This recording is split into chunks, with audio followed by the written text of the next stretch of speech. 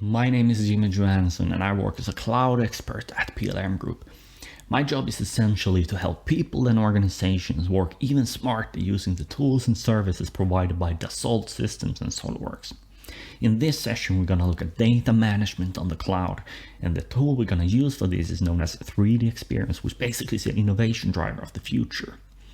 As you will discover during this session, 3D Experience is the tool that helps you and your colleagues elevate your efficiency to a new level in order to spearhead innovation for your team and your organization so you can work smarter and become more efficient. Sounds intriguing, doesn't it? Then let's get to it. So, drive your innovation. We're gonna talk about this in 3 different steps. We're going to start with moving to the cloud, which is the main topic that we're going to talk about. And in this topic, we're going to see how we can take our SOLIDWORKS data and move it to the cloud in a very, very simple way. And this is all part of a process referred to as digitalization, basically that you digitalize your processes. And this in turn refers to something known as a 3D ecosystem, which is a system that gathers all of your processes and all of your tools and all of the information that you generate into one single system in order to become as efficient and work as smart and innovative as possible. So, PLM Group, we are the organization that makes you innovate, and we are roughly 150 employees that are very passionate and very competent, that empower roughly 6,000 customers all across Nordics and the Baltics to innovate. And basically we provide teams and organizations with tools and a lot of knowledge to create, supply, manufacture and even market their innovative products. So we're a big organization that has been doing this for many, many years. So it's been a very interesting journey, and it becomes even more interesting now with 3D Experience. So moving to the cloud, basically this journey becomes even more simple than ever. The tools you need are available directly within SolidWorks. So you get a very fast and very easy workflow to move from the old legacy systems to the new cloud.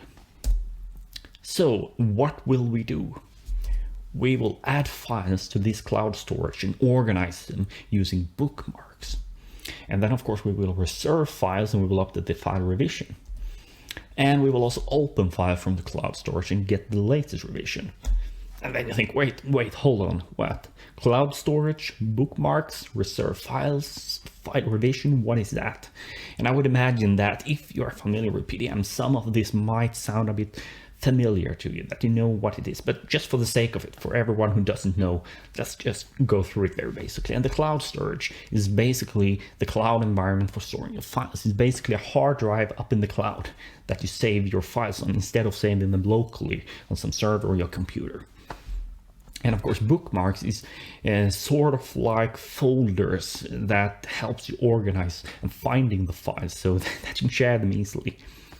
And reserve files is basically a way of ensuring that you don't overwrite each other's work. So when I have reserved a file, that means that only I can work on the file itself, meaning making parametrical changes, changing material, dimensions, etc. But other people can still use this file and insert it into assemblies and create drawings and stuff like that. So you're not constraining the organization of working with the file when you reserve it. It's just working on the file, so you don't overwrite each other's work. And of course, when you do this, it's very good to actually keep track of the latest revision, meaning which file is the latest one of this one. So you're going to keep track of the latest version or revision of the file to ensure that you don't have files called filename_final, and then you have filename_final_final, etc. But the system helps you keep track of this is the latest final version of the file, so this is one you're going to insert into the drawing or assembly to ensure that you're working on the latest one. So how does this work? Well, it's quite basically, as I said, it's an add-in for SolidWorks. You're working the task pane.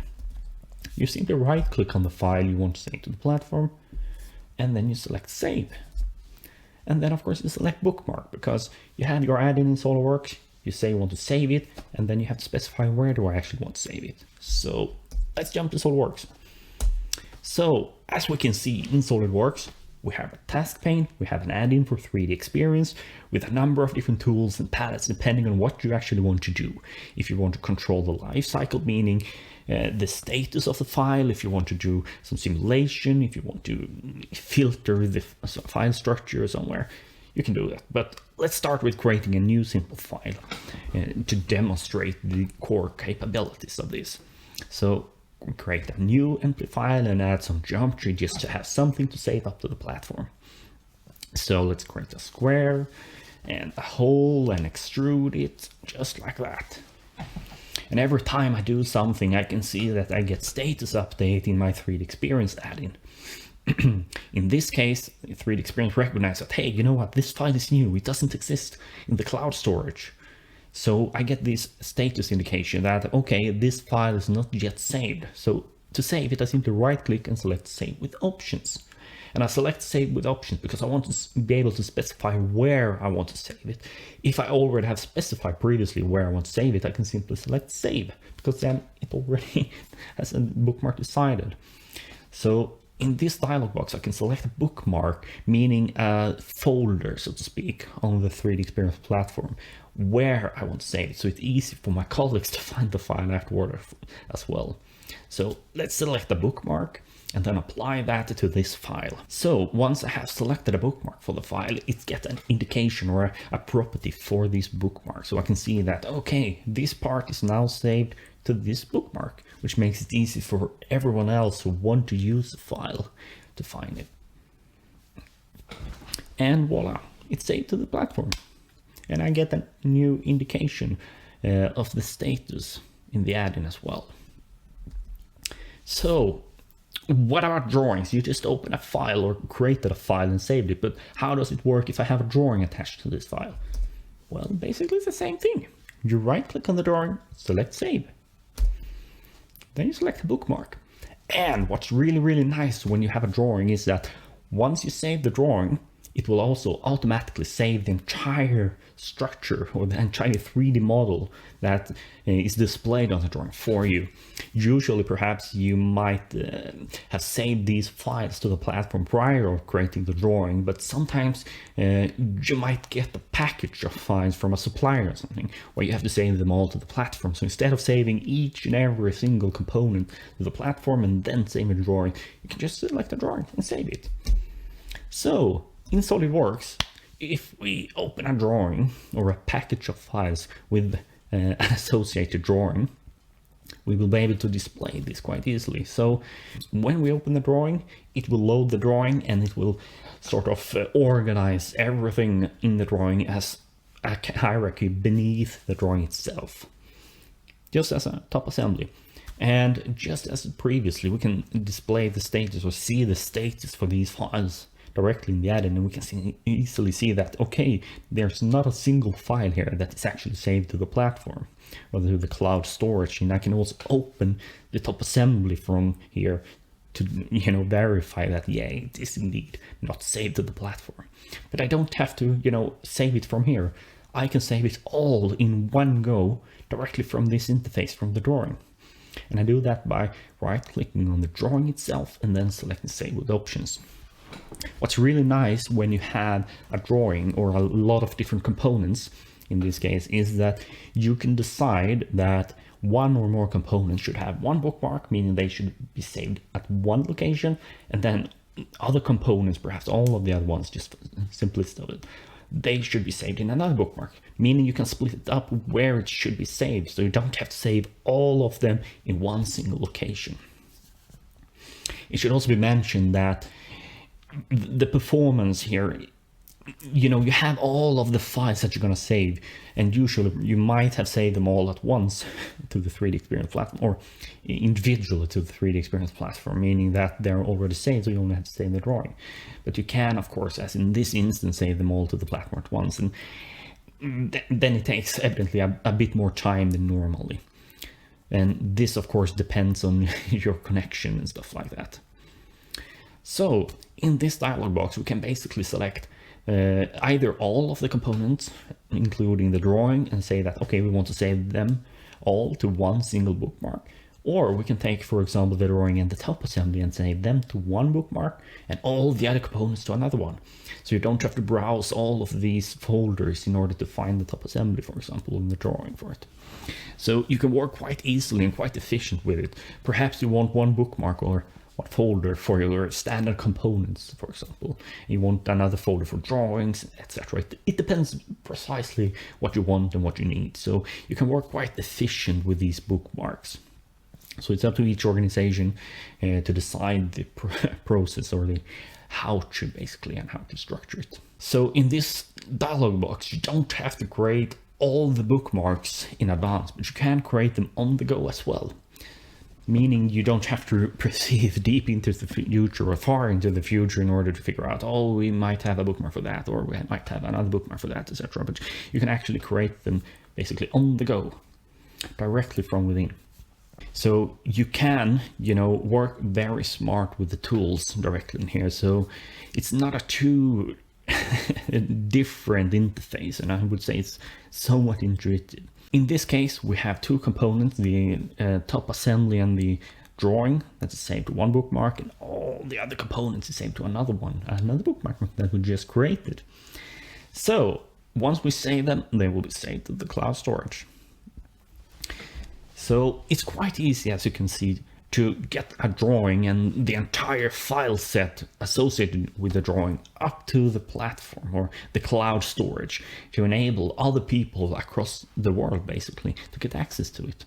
Because that's the benefit, or one of the big nice things about this cloud storage, that wherever you are in the world, you can get access to it. You don't need to have a VPN access to the local network in order to find these files. But you can be anywhere in the world with internet connection on any device to get access to them. And that's really, really nice, at least in my opinion. So, of course, as with the component we saved earlier, when you have saved all of the drawings and the files of the platform, you get an indication that, yeah, these are now saved and they are now available on 3D Experience. So, now when we have saved all the files to the platform, what should we do? Yeah, we need to work with files, of course. So we're gonna look at how you reserve files. We're gonna make a new revision as well. So when we have our drawing, let's open the assembly instead. It's a bit easier. So let's open the assembly from the drawing. And then from there, we can select a component that we want to change a new revision or update revision for. So let's take the engine casing. We open that component. And then we want to make changes to this component. Let's say we want to change the material, for example. We need to reserve this file, meaning that we are going to make changes to it. And we also have to add a new revision to this one because we make changes to it. So creating a new revision, and then of course reserving the file, then we can make changes. As you can see, when we created a new revision, we have to update the local file of this one with the latest revision. So right-clicking and selecting update revision, we can download the latest one. And once that download is completed, we get an indication that, yeah, we have a new revision here. Revision B. Quite nice. So let's apply a different material to this component and then save it in order to actually make some changes. Otherwise you wouldn't need a new revision. So save the component and notice that I didn't have to apply a bookmark because I already previously in the previous step added a bookmark. So this time all I have to do is select the save option and it will save it to 3D Experience, meaning the cloud platform.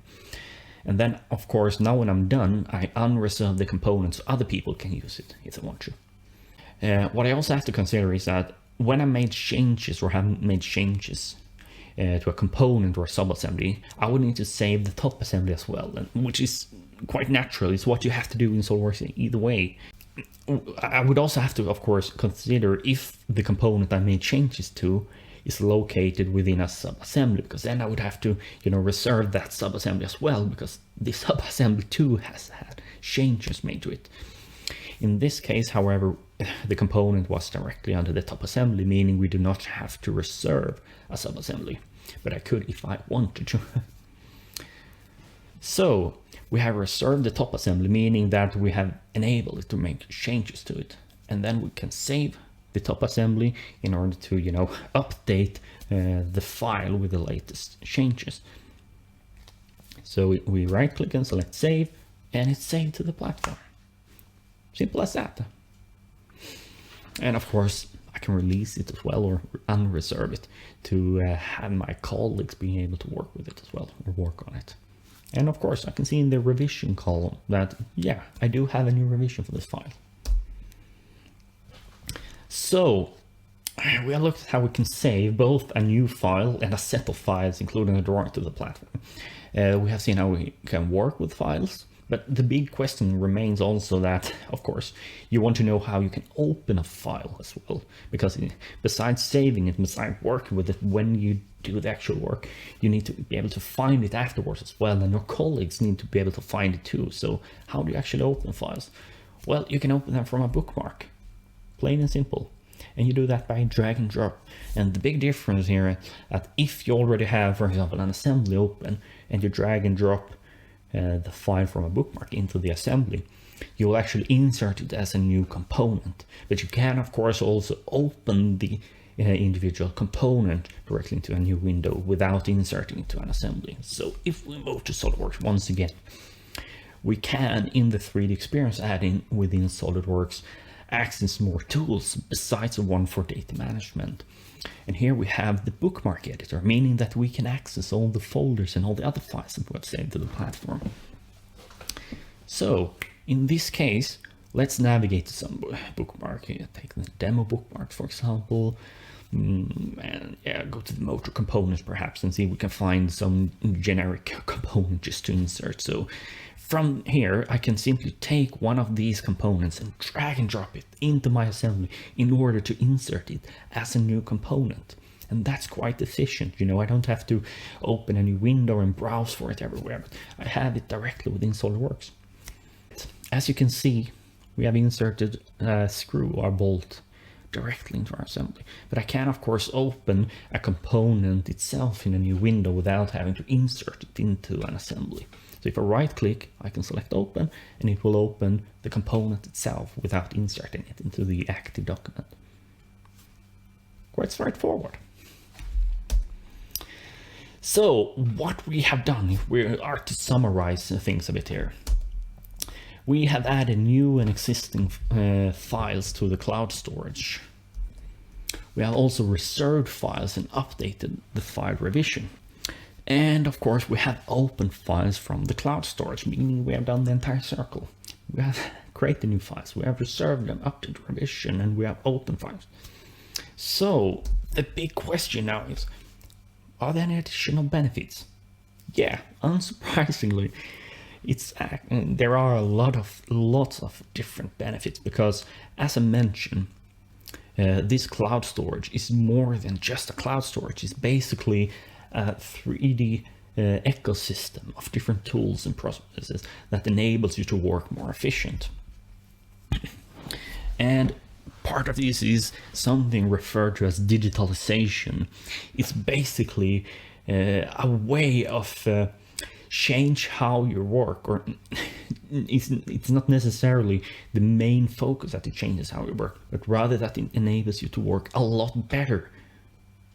It's not that it radically changes it, but it makes you more innovative.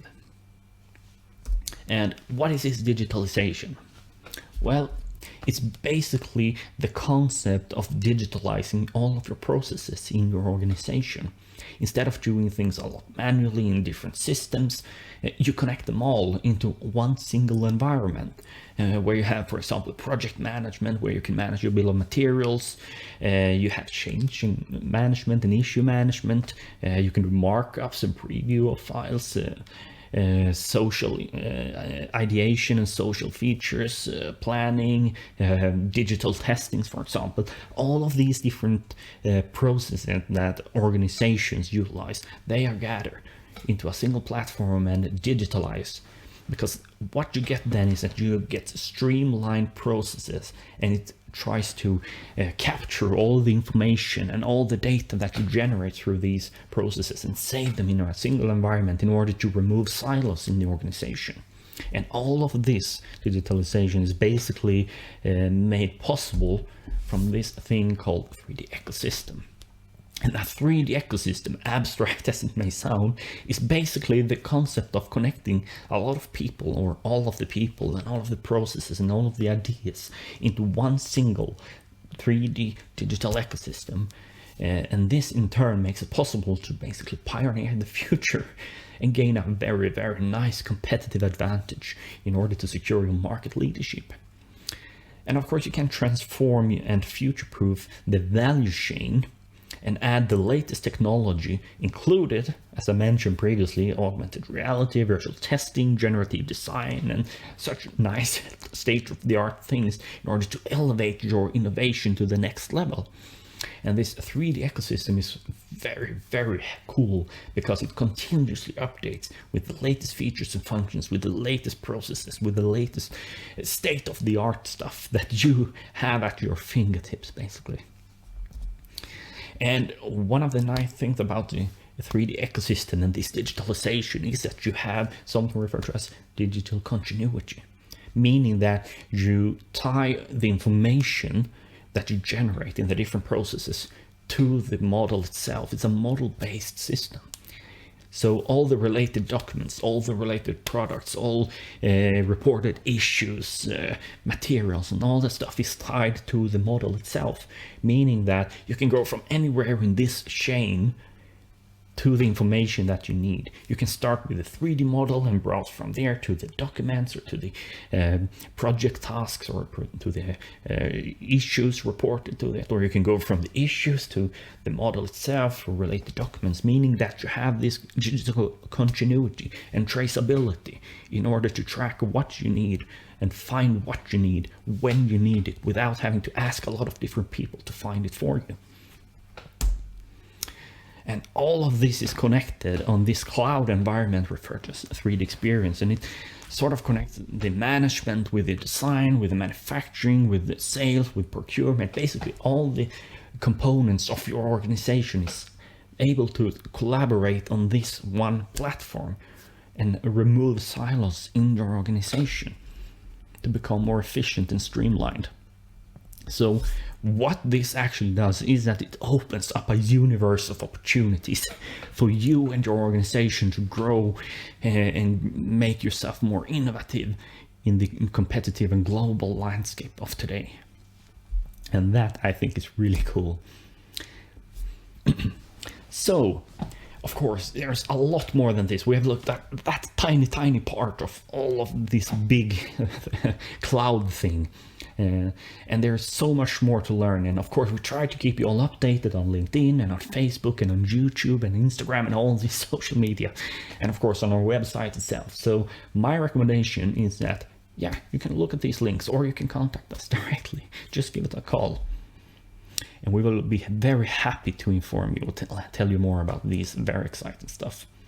So thank you for today, and see you guys, and hope you find this very useful. And please let me know if you have any more questions, and please visit us. Bye.